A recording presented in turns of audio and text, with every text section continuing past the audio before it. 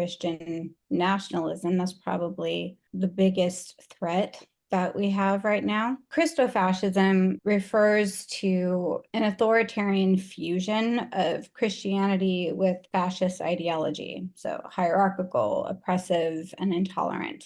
It's a specific extreme expression of what I call Christianism. Christian nationalism focuses on the political belief that the US is or should be a Christian nation. So it would be a subset of Christianism's broader historical and ideological system. With Christianism, I'm using that term to point to something deeper, broader, and more systemic than terms like Christofascism or Christian nationalism. So those two would be like specific manifestations of it. The ism part carries a more expansive weight, capturing those historical patterns, cultural narratives, and the ideological framework that goes beyond any single movement. So the problem that we have right now, particularly with Christian nationalism, is trying to make our country a theocracy rather than a democracy.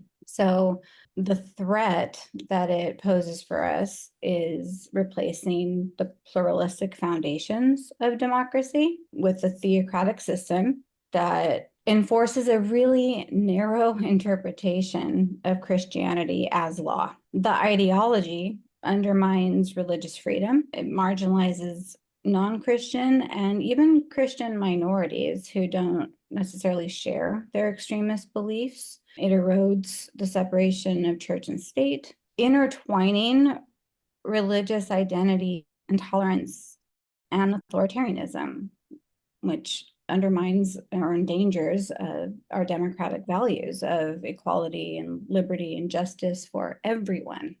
And I think probably the biggest issue for me is it can be used to justify all types of cruelty as holy or spiritually righteous. And that is a very slippery slope, as history shows. History is ripe, and I'm not a historian, so I can't speak to all the specifics of all the events, but crusades, colonization efforts, Americas, Africa, forced conversions, cultural erasure, the witch trials, Inquisition. There's a lot in history where this zealotry has caused a lot of harm. I often say the best lies have truth in them. And so it's a distortion. So there's truth that's kind of distorted. So, guilt and shame and fear all have healthy psychological applications. But the distortion is that they become weaponized within a spiritual context in order to secure control and domination of people, physically and psychologically. That's the problem. Because, for instance, I empathize with Christian extremists who are pushing this Christian nationalist agenda, particularly evangelicals, because if you have been so indoctrinated to believe that if you don't do this, you're going to hell for eternity, that's a big price tag. That's really hard to tease yourself away from. Now, when I look back on the research ministry that I was part of, I can see it definitely had cultish aspects to it. I remember when I made the decision to walk away, it was a huge emotional breakdown for me. I was in deep prayer, sobbing my eyes out, telling God, I am so sorry. If I am wrong, please forgive me, but I just have to know this isn't right. That's on that end. Now expand that to a place of extremism where you think that you're going to really go to hell if you don't follow this, then, like I said, it's a huge price tag for people. Born into Catholicism, went to Catholic school almost all of my 12 years. I was raised primarily by my grandmother, and she was a very devout Catholic. So went to Catholic school, was in choir, a lector at church. We were very involved. My great aunt, her sister, who is very close to me, was also a sister in the church, although she was a little rebellious. So it's probably where I got a little bit of that from. Throughout my schooling, I had a critical eye for things, and I was aware of these inconsistencies, teachings of the faith, and how people were. And over time, I started to question, like, really, like we just need to go to confession and poof, it's done. That seems very convenient, especially when you think of the types of sins people can commit. But where it really started to erode for me, being Catholic, obviously, abortion is a no. It's very ingrained in us how it's murdering a baby. And when I was in the beginning of my sophomore year, I got pregnant. Again, my grandmother, very, very devout, when I finally spoke to her about it, she was adamant that I get an abortion. And that just blew my mind. I was not expecting that at all. And when I pushed back on that decision out of confusion because of our faith, she didn't want to discuss it. It wasn't going to be in it. Nope, I'm not ruining my life. I'm going to go get this done. And I just could not wrap my head around this at all. On top of that, during this time, I was in a Catholic high school. And so because I was wrestling with this tension with my faith and, my grandmother wanting me to have an abortion, I went to talk to both the priest and the school counselor. And the boyfriend that I'd had for a year was on the football team. And all of a sudden, rumors are being spread all throughout school about me being pregnant. And I know my boyfriend didn't tell anybody because he knew what we were trying to figure out and the kind of shame that can come with that publicly. And I ended up finding out that it was the priest who took it upon himself to go talk to the coach and did not keep it private. It spread pretty quickly. And so it led to a very, very traumatic time in my life. I did end up having an abortion. It was hugely traumatizing for me, not just because of how it conflicted with how I had always been raised, but sense of betrayal with religious authorities in my school. I ended up leaving the school. It was a big spiral for me. And then when I was 18 into 19, I left the Catholic Church and I got involved with a non-denominational biblical research ministry and very quickly moved up and ended up living at their regional headquarters. I lived there with the regional leader of the organization in Louisiana. It was great. My personal experiences of being where your whole world is that's who your friends are, that's the community. Fast forward less than a year later, I found out that after telling me that they did not recommend that I go on this, like a missionary kind of thing. You would go out for a year and, kind of set up fellowships in new cities and things like that. And I wanted to go, and they discouraged me from doing it, even though women and girls go on this program. But then two of the regional leaders took my then boyfriend out to dinner, and he came back and told me that they encouraged him to go do it. And they did this by taking him to eat at Hooters. And so I, quite frankly, lost my shit. Again, the hypocrisy, just all of it.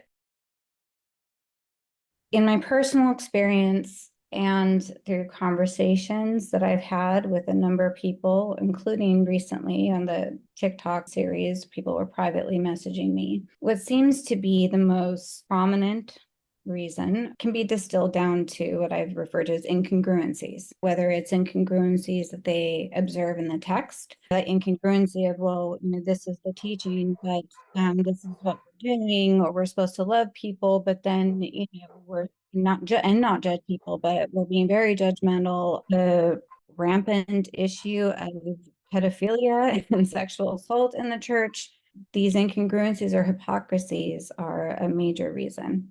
From my personal experience, that was the main reason why I ultimately left Christianity. As human beings, whenever we cherish something deeply, particularly when it has provided us comfort, inspiration, pulled us out of a dark place, as religion can often do for people, to then be critical of it or to look at it with a critical eye, to be willing to say, maybe this isn't right, or there are problems here.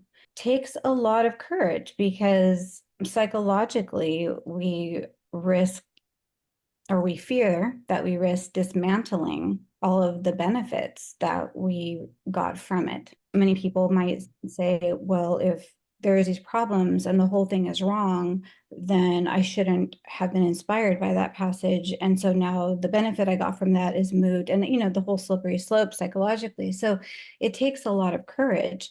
And for many Christians, they are in community, and to take a stand or to speak up against this or to even question in certain contexts comes with a lot of backlash. Then people feel ostracized or they feel judged. So for a lot of different reasons, it takes a lot of courage to be able to use our critical thinking in a system that promotes beliefs that to even question means that you're succumbing to the adversary. You just need to go pray to God that you have greater faith. And one of the things that I've often said is, if God gave us the gift of critical thinking, we probably should use it, or kind of a slap in the face of God. Like, we're willing to say, oh, God gave us free will, or God gave us, the gifts of this. Well, then he must have given us the critical thinking because we have the capacity for it. After I left the Christian church, I explored New Age thought, Celtic shamanism, Druidry, ancient goddess traditions, and over time, everything coalesced around 3 primary traditions that I participate in. I'm initiated as a 4th level priestess in the Pakokuna tradition of Peru, so very earth-based. I am an initiated yogini in the Srividya tradition, loosely defined as an ancient tantric goddess tradition. And I'm also initiated as a yogini in Vajrayana Buddhism. It wasn't just the depth and complexity of them. It was the integrity of the teachers that I feel very fortunate to have come across. One of the primary things that my Tantra teacher had taught us was the tradition says to test your teachers. And it was experiential. It was never dogmatic. It's never been dogmatic. These are the teachings, these are the practices. Let your experience teach you. Not knowing what a particular practice would do, say certain physical sensations or certain awarenesses, I would do the practice, I would have an experience, and then go to, say, a class with my teacher with a group, and she would start talking about the practice and explain that the practice is doing exactly what my personal experience had shown. I was able to verify things rather than just being told this is the way that it was. Ultimately, all of these traditions are models. They're pathways or methodologies, techniques, ways of accessing the divine. But at some point, you have to drop the model. It just becomes about your one-on-one experience with the divine or the sublime. That really spoke to me because it really wasn't about any one way. It's just, what pathway do you choose? What speaks to you? Even in Srividya, there are like 4 different kinds of ways that you can even access that one tradition. And so it really kind of just depends on what really speaks to somebody. The problem that I see with Christianity is that it's rooted in beliefs and stories found in the Bible. And there are aspects of the faith, like saved by grace and not by works, and other incongruencies because of the text that make it ripe for exploitation and manipulation. There are good Christians, right, who try to circumvent the incongruencies by cherry picking the text and focusing solely or primarily on Jesus's teachings. But the truth is, those teachings are inextricably connected to the entire text. And the Bible, as we know it, was largely compiled for political reasons, omitting competing narratives like the Gnostics, for early church leaders and Roman Empire to consolidate power and suppress dissent and create a unified religious political system. But of all the incongruencies, and there are many, the one that really gets me is the saved by grace part, because I think that really opens up